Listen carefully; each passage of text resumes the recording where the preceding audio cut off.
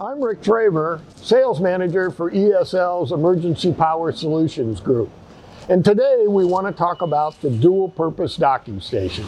ESL has the capabilities to manufacture these from 600 amps all the way up to 4,000 amps. With dual-purpose docking stations, you'll typically have a permanent generator, and in most of these applications, it will be multiple parallel permanent generators. These units can be designed with no breaker in them, one breaker, two breakers, or in a case where you need three breakers, the ESL triple switch, which we'll talk about in another presentation, is the ideal solution.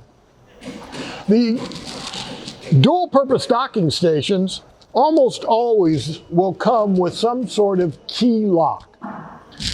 This lock is then connected to a upstream breaker in either the generator or the paralleling switchgear, so that both the portable generator and your other power source are not on at the same time.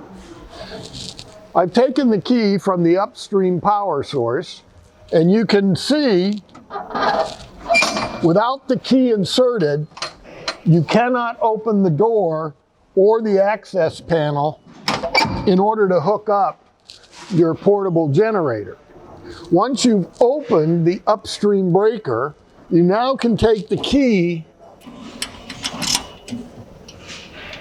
insert it, and turn the lock on the door, and now the door can be opened. This then allows you to access the cable entry and the cam panel. Your cams, your cable access entry, you then hook up your portable generator and supply power to the facility. Once you're done, you can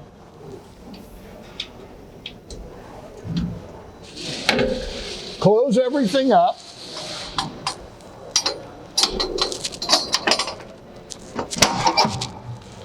close the door, turn the key.